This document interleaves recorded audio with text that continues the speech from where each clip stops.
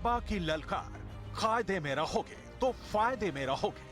आप सब इंतजार करिए और सनातन का झंडा गाड़े रहिए, कायदे में रहेंगे तो फायदे में रहेंगे।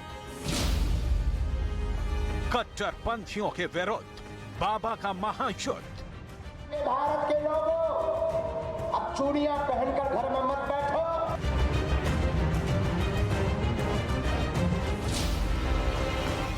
बाबा के चैलेंज से तिल मिलाया मौलाना गैंग। हिंदू राष्ट्र बनाने की कोशिश आज धीरेन्द्र शास्त्री नहीं कर रहे हैं। ऐसे सैकड़ों धीरेन्द्र शास्त्री आए हैं और गए हैं। हम जब तक जिएंगे हमारे तन में प्राण रहेगा। My dear all of person, I request you, हम ऑल लाइफ ऐसी गलती करते रहेंगे। बाबा की हुंकार, कट्टरपंथियों पर सनातन प्रहार। भाला तुम्हें किसी मारने के लिए, लेने के लिए नहीं हम कह रहे हैं। अपने पास तमंचा जरूर रखो, अपने पास भाला जरूर रखो। माला के साथ साथ भाला की भी हिंदुओं को जरूरत है। धर्मांतरण पर संग्राम, अब हिंदू राष्ट्र पर घमासान।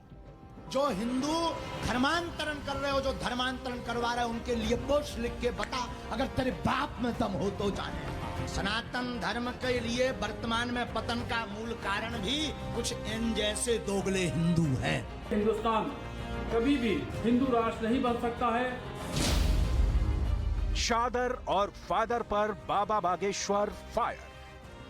सनातन का झंडा लेकर भारत तो भारत, अब हम क्या कहते हैं, चादर वालों के देश में भी गाड़ कर आए। वो हिंदू राष्ट्र तो होना ही चाहिए। सनातन का झंडा, हिंदुत्व का एजेंडा। लगा के आग दौलत में हमने ये शौक पाले हैं। लगा के आग दौलत में हमने ये शौक पाले हैं। कोई पूछे तो कह देना हम बागेश्वर वाले हैं। हिंदू राष्ट्र के लिए बाबा बागेश्वर का अश्वमेध। हम अपनी 13वीं का सामान साथ ही लेकर चलते हैं। हिंदुओं के लिए जिएंगे, हिंदुओं के लिए मरेंगे। धीरेन्द्र शास्त्री का प्रण, हिंदू राष्ट्र पर रण।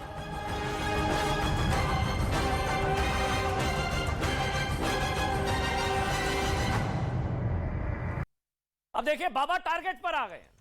हिंदू राष्ट्र की मांग करने वाले बागेश्वर धाम सरकार ने कट्टरपंथियों पर अब तक का सबसे बड़ा हमला बोला है। बागेश्वर बाबा ने कहा कि कायदे में रहोगे तो फायदे में रहोगे।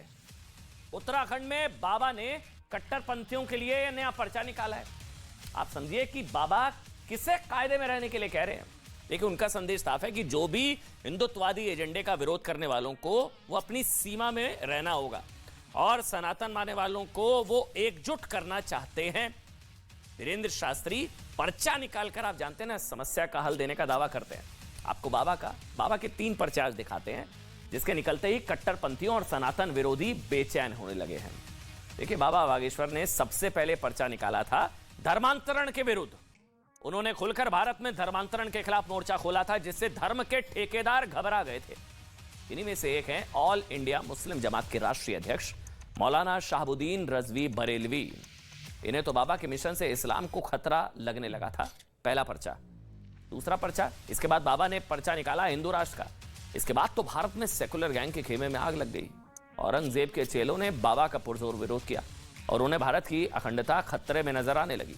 हालांकि बाबा बागेश्वर ने कहा कि वो संविधान के अनुसार ही हिंदू राष्ट्र की मांग कर रहे हैं। तीसरा पर्चा, बाबा बागेश्वर यही नहीं रुके, उन्हें तो मजा आने लगा और क्लीन चिट मिल गई। और क्लीन चिट मिल गई तो तीसरा पर्चा निकाला रामचरितमानस का। उनकी मांग है कि 100 करोड़ हिंदुओं के देश में रामचरितमानस को राष्ट्रीय ग्रंथ बनाना चाहिए। बाबा बागेश्वर अपने हिंदुत्व के एजेंडे पर क्लियर है, बाकियों में फेयर है। समझ रहे हैं, बाबा का एजेंडा क्लियर है, कट्टरपंथियों में फेयर है। इसलिए उनके बयान देश में एक वर्ग को अब पसंद नहीं आ रहे और टारगेट पर आ चुके हैं बाबा बागेश्वर।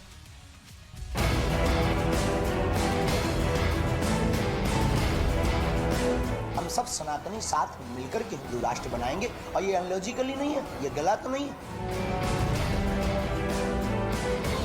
आप सब इंतजार करिए और सनातन का झंडा गाड़े रहिए, कायदे में रहेंगे तो फायदे में रहेंगे। हम जब तक में प्राण रहेगा, my dear all of person, I request you, हम ऑल लाइफ ऐसी गलती करते रहेंगे तुम्हारी ठठरी।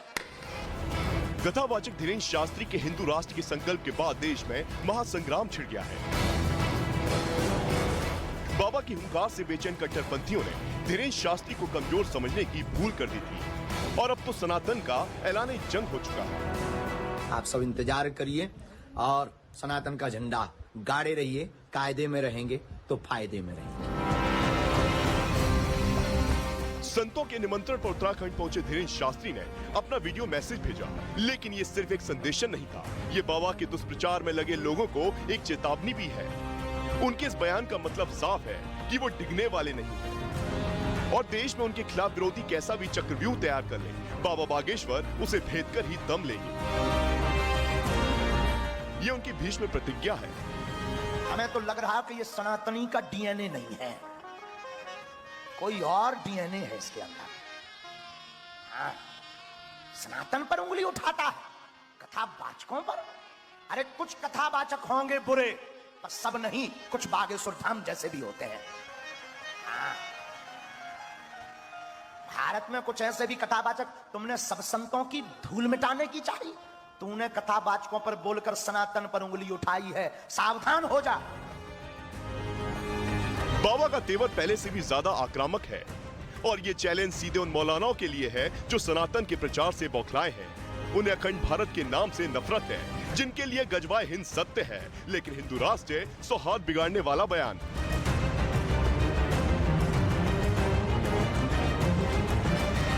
हिंदू राष्ट्र बनाने की कोशिश आज धीरेन्द्र शास्त्री नहीं कर रहे हैं। ऐसे सैकड़ों धीरेन्द्र शास्त्री आए हैं और गए हैं। दरअसल कथावाचक धीरेन्द्र शास्त्री काफी पहले से ही उन लोगों के निशाने पर थे जो सनातन को धर्मांतरण से आघात कर रहे थे, लेकिन 26 वर्ष के युवा धीरेन्द्र शास्त्री भारत में धर्मांतरण गिरोह के खिलाफ मोर्चा खोलकर निकले तो उन्हें हिंदू नेताओं का भी भरपूर समर्थन मिला।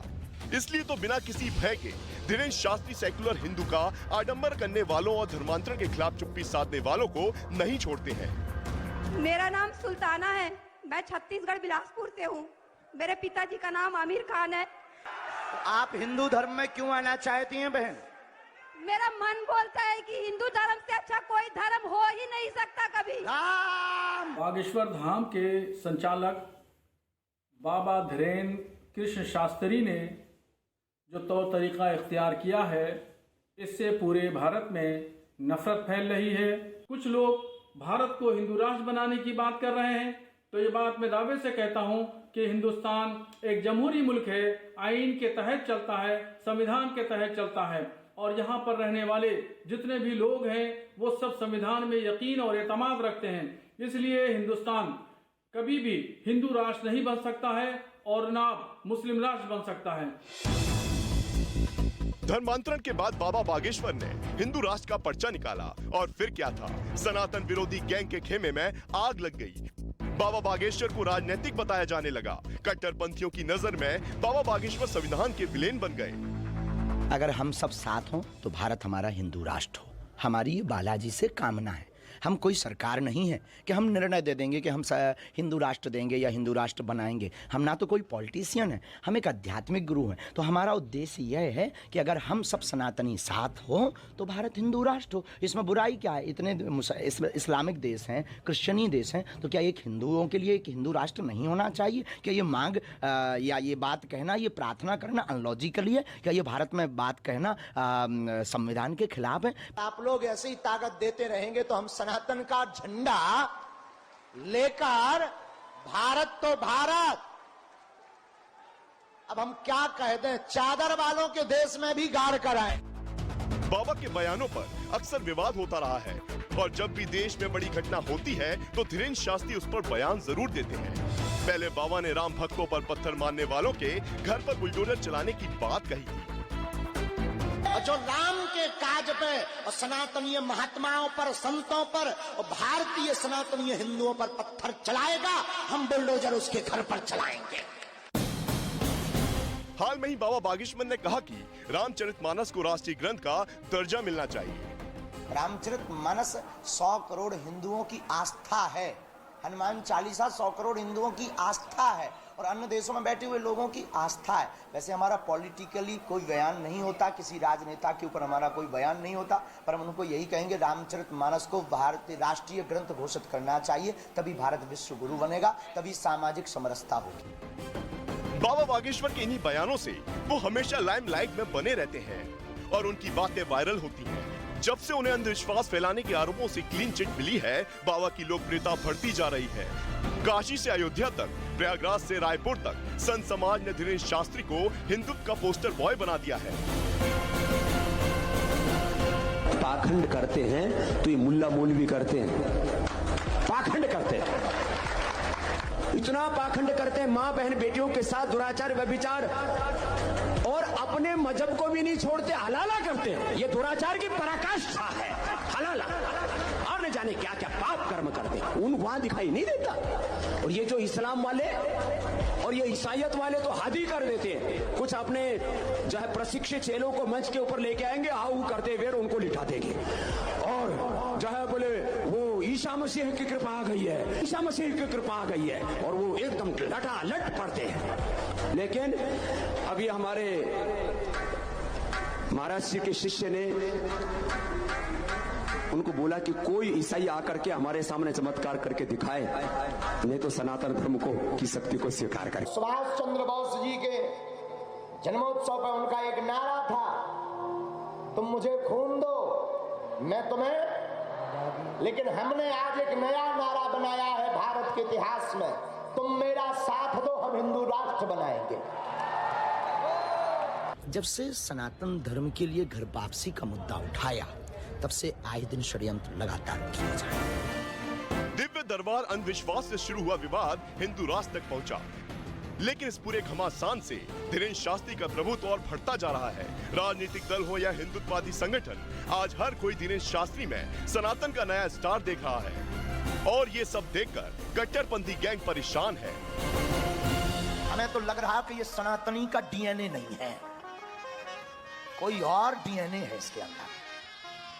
हाँ, सनातन पर उंगली उठाता है, कथावाचकों पर। अरे कुछ कथावाचक होंगे बुरे, पर सब नहीं, कुछ बागेश्वर धाम जैसे भी होते हैं। हाँ, भारत में कुछ ऐसे भी कथावाचक, तुमने सब संतों की धूल मिटाने की चाहिए, तूने कथावाचकों पर बोलकर सनातन पर उंगली उठाई है। सावधान हो जा, कभी अगर तुम हमारे चक्कर में या राउंड में फंस गए तो ठठरी ठठरी ठठरी। हम अपनी 13वीं का सामान साथ ही लेकर चलते हैं, हिंदुओं के लिए जिएंगे, हिंदुओं के लिए मरेंगे। हाँ?